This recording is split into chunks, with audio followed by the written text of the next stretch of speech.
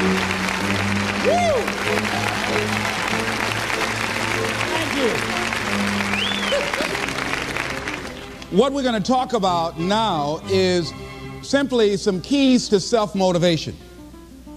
And all of us have motivation of some sort. I define motivation as the desire to achieve that which you believe to be worthwhile. And many people go through life never getting in touch with their greatness because of the lack of motivation to push themselves, or because they have not found something that they believe to be worthwhile to challenge them. I heard a poem once that said, many a flower has bloomed unceasingly and wasted sweetness upon the cold desert air. It's translated, that means simply that many a talented persons have gone unnoticed, and the world never had a chance to be exposed to their talent because that person did not take the time to begin to express or to demonstrate or to motivate themselves in the direction to bring that which they came into the universe to bring. How can you measure your motivation? How can you evaluate where you are on a scale of 1 to 10? Let's do this for ourselves mentally. How do you rate yourself from 1 to 10? Your mental attitude about yourself, how you feel about you, how you feel about life. How do you rate yourself on a scale of 1 to 10 in terms of your physical appearance, in terms of your health? Do you take care of yourself? Are you allowing yourself to get overweight and out of shape? Are you conscious of your health? Are you watching the food that you take into your body? Do you make a deliberate effort to exercise? You know, it was George Burns. He said, we cannot help getting older, but we don't have to get old. And many of us get old before our time because we don't take time to take care of ourselves. Your environment is a very good indicator. On a scale of 1 to 10, is it what you want it to be? Do you find it desirable? Are you satisfied? The job or career that you're involved in. Someone said that 85% of the American public are unhappy with their jobs. Are you spending 8 hours a day just doing time? Doing something that you don't find challenging, that does not make you stretch mentally, that does not stimulate you, that does not inspire you. Something that you don't find a sense of fulfillment in it. If you're doing that day in and day out, it has to affect how you feel about yourself, your level of motivation. Your relationships. What kind of impact is it having on your life? Is it nourishing or is it a toxic relationship? Does it drain you or does it build you up? Ask yourself that. How motivated are you to do something about it? Your contribution, your actions. What are you giving? Many people will leave the universe without a trace. No one will know they were here. And in fact, under their name, we could put under there, not used up. Will anybody know that you came this way? What contribution are you giving? What will you leave? What will be different because you came this way? Someone once said that life is our gift to us that God has given us, and how we live our lives is our gift to God. What kind of gift are you formulating? Is this a gift that you like to take back and do something else before you turn it in? Think about that. What can we do? What are some of the keys that we can begin to use to motivate ourselves when our batteries run low? Because I don't care who you are, I don't care what you do, at some time you are going to get tired. At some time you're going to get in a rut. Seem like nothing you do works out right. And sometimes it just seems like you just don't have the wherewithal or the will to do anything. That sometimes you act like you're punch drunk. You're just wading through life, just doing time day in and day out, looking at non-discriminatory television, anything that's on, just looking. And depressed, feeling powerless, feeling useless, and bored. What do you do? How do you get yourself out of a rut? How do you, when you know you can do more than what you've been doing and you're not doing it and you're discontent with where you are, you get angry at yourself. How do you get out of that rut? How do you motivate yourself? One of the things that we must do is that we must be involved in working on achieving self-mastery. You must work on yourself continuously. Never be satisfied with yourself. Always know that as you invest the effort and time on you, that's the greatest ability that human beings have above animals. See, a dog can't be anything but a dog. Tree can't be anything but a tree. Human being, you've got unlimited potential. You can put effort on you, and by concentrating on you and developing you, you can transform your life wherever you are right now. So you want to work on yourself. You want to read books that inspire you and motivate you. You want to listen to tapes over and over and over again. And I suggest that you listen to tapes when you first get up in the morning. You want to control the spirit of your day. When you first wake up in the morning, your mind is operating at 10.5 wave cycles per second. That's when the subconscious mind is most impressionable. Whatever you hear in the first 20 minutes when you wake up, that will affect the spirit of your day. When you listen to tapes, listen with relaxed belief. Believing that this can happen for you. And by listening to them, listen to them over and over and over again, and you will get a breakthrough. You can listen to the same tape for months, and all of a sudden you hear something you never heard before. It have a special meaning for you. Or read the same book over again, and you find some special insight. You said, I can't believe I didn't see that the first time. So you want to be involved in developing yourself. Most people won't do that.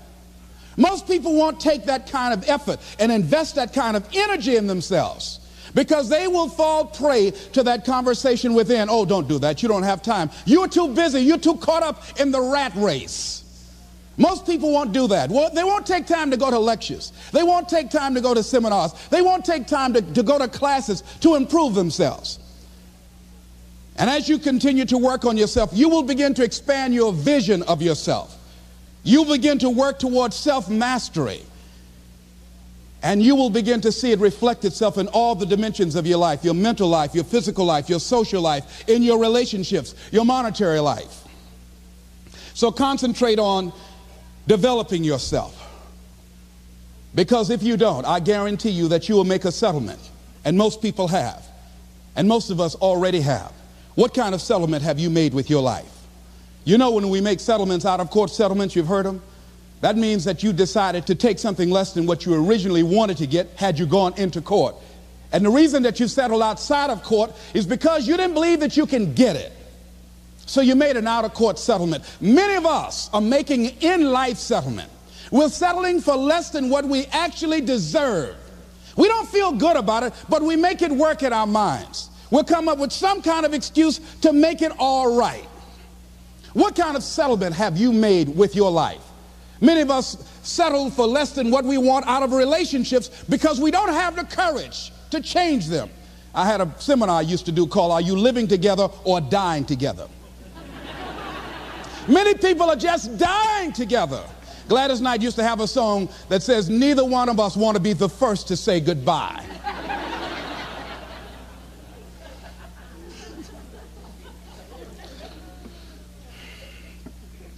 The next thing is, in order to begin to find some keys to self-motivation to drive yourself, in addition to working on yourself, and as you work on yourself, you feel good about yourself, and as you feel better about yourself, you treat yourself differently. Develop a health plan. See, you can't feel well and do well if you don't have good health. You can't perform if you don't have your health. Your health is valuable.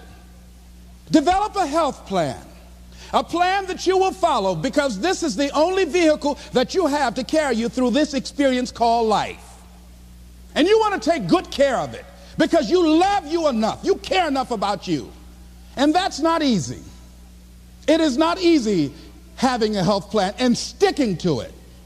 But you're worth it doing it again and again and again. I have lost 22 pounds several times. I always do it. I love potato chips. People who know me know I love M&M peanuts. I love peanut butter and jelly sandwiches. I love my mother's sweet potato pie. I love this. It's not always on my health plan, but I put it on there sometimes. I said life is too short to go without sweet potato pie. if I go tonight, I want you to slip a slice of sweet potato pie in my casket and watch the smile on my face. Next thing is, as you take care of yourself, the next key is keys to motivation, to self-motivation. You want to live life with energy and passion. You want to make a conscious effort to be lively.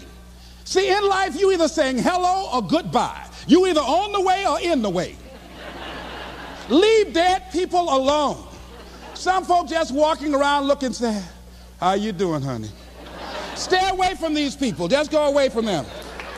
It affects you.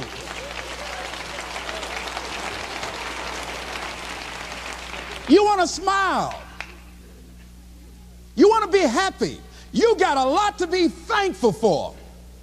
But you watch some of the faces around you every day. And I tell you, some of these faces, they will put you in a depressed state of mind. So you want to avoid these kind of faces. When you see them coming, turn your head. Next thing is that you want to monitor your inner conversations. The things that you say to yourself. You want to watch them, and in watching them, you want to take charge. A friend of mine told me this evening, and she did it excellently. She said, I didn't want to come tonight. I was feeling so depressed. And I said, I'm going anyhow. See, that was the conversation. Oh, you really don't feel like it. You really don't need to do it. You don't really need to read anything. Forget all that. That's that inner conversation. Oh, you don't need to worry about trying to go into your own business. Forget that. You can't do that. What if you lose everything you've got? That inner conversation that stops you from doing the things you want to do less, don't do that. How can you possibly think about being a motivational speaker? You don't have the contacts, you don't have the money, you don't know the right people. You're going to get up there and your mind's going to go blank. Forget all that. You remember that time you got up before some people and you panicked? You stood up and your mind sat down? Don't you remember? And I said, yes. And then I said, shut up. So you've got to learn to stand up to yourself inside yourself and short circuit, override that conversation that's always going on. 85% of what that conversation will tell you is negative. It's negative. It will tell you you're tired when you really are not tired. It will tell you you can't do it. It will fill you with fear. So you've got to watch that conversation. And when you find it going on, you've got to stand up to it and say, I'm going to do this anyhow. I'm afraid, but I'm afraid not to do it. And I'm not going to let you stop me. The biggest challenge that you will have in life is you. There's an old African proverb that says, if there's no enemy within, the enemy outside can do us no harm. The next thing that is a key to self-motivation is that you've got to ask yourself, what do I want out of life? What do you want out of life? What do you want out of a job? What do you want out of a career? What do you want out of a relationship? What do you want? What gives you your life? How will you know when you got it? What will make you happy? You need to know. You need to start asking yourself some questions. What do I really, really, truly want? You need to be exact about that. Don't be vague. Oh, I just want to be happy. That's too vague. What will make you happy? How will you know when you got it? Zero in on it. Be exact. Be specific. And as you do that, that will stimulate that superconscious mind or the reticular activating system of your mind that will begin to find those things, to identify with it. And once you begin to determine that which you want, take the time to write it down. Don't just think about it. Write it down. That is a subjective process that engages the subconscious mind. Write it down. Once you write it down, read it 3 times a day, morning, noon, and night. Why is that important? Because what it will do, it will cause you to focus. It will cause you to concentrate. When that other conversation is going on telling you what you cannot do, telling you all of the impossibilities and all of the obstacles, your concentrating will begin to create a larger vision within yourself, and you'll start looking for and seeing some new opportunities. You start creating some openings for yourself. As you begin to read that every day, day in and day out, that will make you focus. That will discipline your thinking. And you'll get all kind of creative ideas. As I talk to you right now, being involved in this immersion process, you're going to create some openings for yourself. You're going to get some ideas. You're going to feel your adrenaline flowing, and you're going to think about something, some idea you had, and you say, I want to go back and I'm going to look at that again from a different vantage point, not from the level of the problem or the obstacles that I encountered, but from a higher vantage point. Because what you will begin to see and to know as I talk to the higher consciousness within you, that you are powerful, that you are a miracle worker. And that inner conversation has conditioned you to believe that you are not. And as you begin to discover the truth of who you are, whatever challenge that you're facing in life, and if you're living, you're facing some challenge, you'll begin to know that you're powerful and that you're a miracle maker. So as you begin to write down exactly what it is that you want, read it every day. The next thing is, see yourself there. How will you feel once you get there? What will the experience be like for you? What will be different? What kind of person do you have to become in order to get there? Visualize yourself there, living the experience. I remember when I ran for state representative in Columbus, Ohio, and I had a lot of people telling me, and you got to watch not only the conversation within, but the conversation without, telling me, Les, you can't possibly win. You can't do that. And I went down to the legislature, and I saw myself. I knew what I wanted. I saw myself in the chair. I pointed out the chair that I wanted. I used to go and sit up in the galleries and watch the legislative process. I used to go to the committee meetings and listen to legislation being introduced. I learned how to write legislation, how to amend legislation. I started thinking like a legislator, got up every day dressing, thinking like that, selling myself on it, seeing myself in the legislature. Mr. Speaker, I'm the gentleman from the 29th House District. I'd like to introduce a bill. I went in the legislature, walked around. I had the experience of it. And when I ran and won against overwhelming odds, they were shocked. I won the election even before it was held because I was living it in my mind. You want to see yourself beyond your circumstances. You got a challenge, see yourself beyond your challenge. See yourself with the challenge already resolved.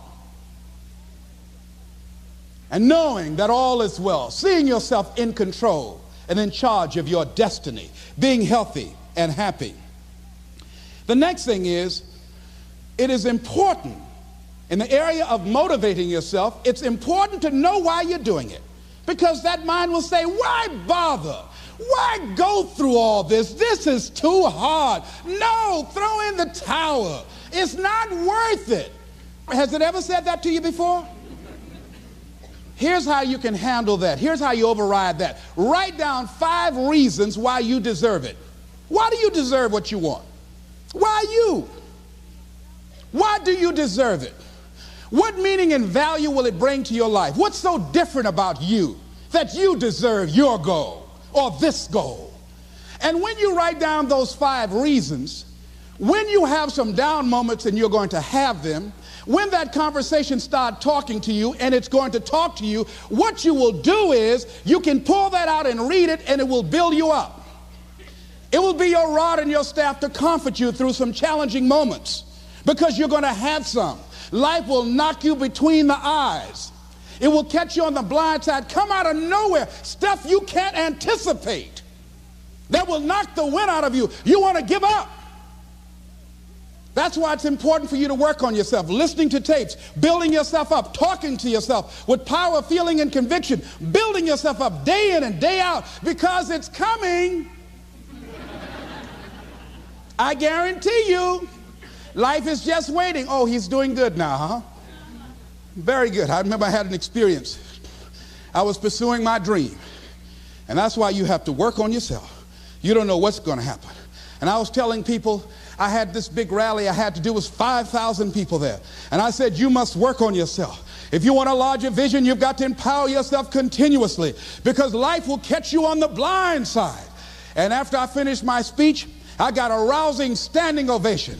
And I went and called the young lady that I was dating at the time. I said, hey, guess what? I said, they love me. I got a standing ovation. And they were chanting, we want the motivator. We want the motivator. I said, listen, we want the motivator. Do you hear? She said, yes. Les, I need to talk to you. I said, well, wait a minute. You're talking about tough. I was getting off, and I'll be home soon. Les, I heard a voice in the background. Hurry up and tell him. Who's that? Les, you've been gone a lot, and there's somebody else. What? And they came in. Les, come on, Mr. Motivator. They want you back out there. Wait a minute, hold a minute. What'd you say? I'm sorry, there's someone else. And I heard the voice say, hang the phone up. Clump. I say, wait a minute. I say, hey, Motivator, come on. They want you. Can't you hear them cheering? I say, okay. I say, when you working on a larger vision, I say, you got to really work on yourself because life will catch you on the blind side.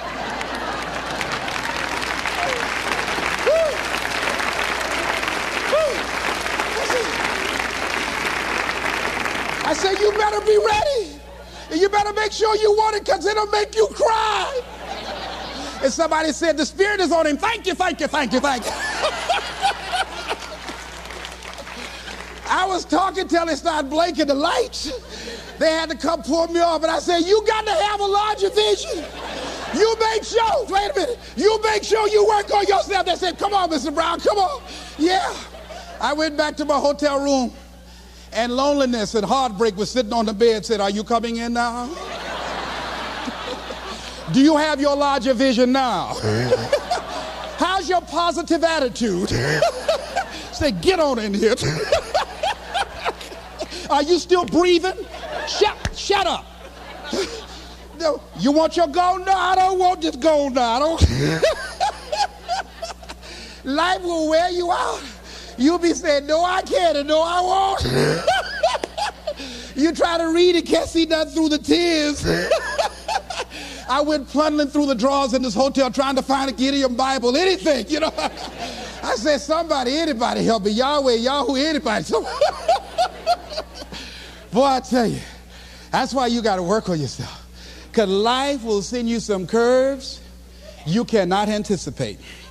The next thing is that whatever you do, you want to develop technical mastery. You want to be the best at what you do. You want to master it. See, part of self-motivation is you've got to find something that gives you a strong sense of competence.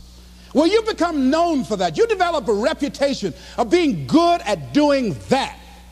You set some high personal standards for yourself. You're not competing with anybody else. You're just unfolding yourself to be the best person that you could be. That you want to give the best quality service that you can give, because that is a statement about who you are. The other thing that's the key to self-motivation is recognize the fact that you're going to get into some slumps. Recognize the fact that you're going to encounter a great deal of failure in life. It goes with the territory. But in the face of that, you want to be relentless. When you want something, you don't expect everybody to say, oh, come on in. Oh, you want this? Oh, great. We want to give this to you. You're such a nice person. You're doing it for your family, aren't you? Great. No, life isn't like that. No, many doors will be closed in your face. Many loans that you will want. And they'll say, no, you don't have enough collateral. You don't have enough credit. And most people will give up. But you've got to decide that I'm going to be fearless. I refuse to be denied. And I'm going to go all out. I'm going to be relentless. I don't care how many no's I encounter. I like something Isaiah Thomas said when he was getting ready for a basketball game. He said, I'm going to either shoot us in or shoot us out, but I'm not going to not do anything. And that's the way to go. You can't make a basket unless you shoot the ball. You can't hit a home run unless you take a swing at it. Most people won't even take a swing. Well, I probably won't make it anyhow. That's the conversation within. They probably won't give it to me anyhow. If you want something, you've got to be relentless. You've got to decide, I deserve this, and I'm going to have it. And you go all out to get it. That drives you. The next thing is that when you want something out of life, you've got to be willing to go into action. Don't wait around for things to be just right. Don't wait for things to be perfect. Don't wait for the ideal situation. It will never be ideal. There will always be a reason. Well, as soon as the children grow up, or as soon as I pay my bills, or as soon as I get my divorce, as soon as I get enough money together, do what you can, where you are with what you have, and never be satisfied. A lot of people never take a chance in life. They don't want to take any chances. They want the situation to be ideal. See, that's not walking by faith. That's walking by sight. If I can see it, I'll do it. No. That's a lot of people saying, if I can see it, I'll believe it. No. If you believe it, you can see it.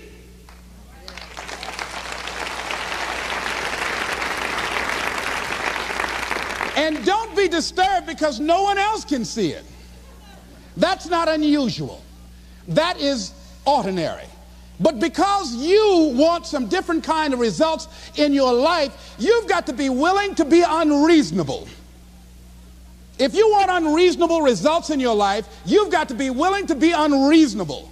Part of being unreasonable, you don't judge according to appearances. Part of being unreasonable, you can see it because you believe it. That's part of being unreasonable. Part of being unreasonable, you're like Paul who said, you must have the faith to call forth those things that be not as though they were. That's part of being unreasonable. Most people won't do that. Most people say, call me when you get it together. Then I'll support you. The other thing is that one of the keys to self-motivation that empowers you is that you want to find a cause larger than yourself. Find something that you can contribute to. Find something that you can make a difference because you can. Part of what feeds your larger vision, part of what gives you a reason for being, part of what gives you your life is being able to give something back. Say, I can't afford to give anything. You can't afford not to give. Give your time. Give your talent. If it's nothing, just to go over there and lick envelopes. I don't know exactly what I'm going to do, but I'm going over there.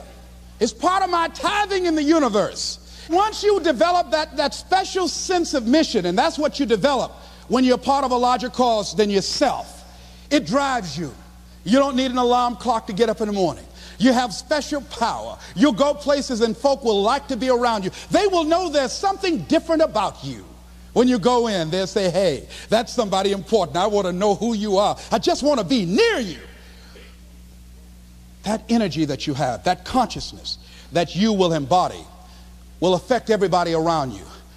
The next thing is that you want to create a home court advantage for yourself. You've got to be aware of who you have around you. So you want to be selective. Have friends that will enable you to grow. I have friends that help me to grow spiritually. These are my spiritual friends. I talk spiritual stuff with them. I have some other friends who are just intellectual friends. They make me grow intellectually. They make me stretch. I have some professional friends. I'm a member of the National Speakers Association. I get together with other speakers and we learn from each other and we grow from each other. I have other friends who are just social friends. All we do is just socialize together. We'll look at a basketball game together or go out dancing, but that's all we can do. We don't talk anything serious, nothing spiritual, nothing intellectual. That's not that kind of relationship. Nothing heavy up in here. Have other friends, we walk together. That's all we can do, walk together. Talk about we're going to lose weight one day, by and by for good, all right? That's all we do. Nothing else. So, according to the relationships that you develop, we grow from people and projects. And the relationships that you develop can enhance and can enrich your life, or they can drain you. I know many talented people who had a great deal of potential, but because they didn't surround themselves with other people that will inspire them to transcend themselves, they never realize their greatness, and they will end up going to their grave with all their good stuff still in them. So you want to look at your relationships, the people that you're involved with, the people that you communicate with most often, and you want to ask yourself the question, what am I becoming because of this relationship? Does it inspire me? Am I motivated?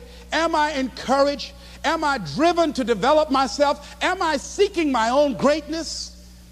What kind of person am I becoming because of this relationship? Am I becoming more cynical and negative about life? Ask yourself that. The next thing is, you've got to say yes to your life. You've got to say yes. Yes to my dreams. Yes to me. Yes, I can make it. Yes, I can. Doesn't matter how many failures I've made. Doesn't matter how many mistakes I've endured. Doesn't matter about my defeats. Doesn't matter about what I've done. Yes, yes. I don't care about the fact I'm in a hole now. Doesn't matter about where I am. Yes. The last chapter to my life has not been written yet. If you judge me now, you'll judge me prematurely. I haven't exposed all my stuff yet. I'm still in the process of transforming my life. I'm still in the process of becoming. Yes. I had somebody in my life at one time told me, you'll never make it. And I said, I'll show you. And what energized me, what motivated me was something that Frank Sinatra said. He said, the best revenge is massive success.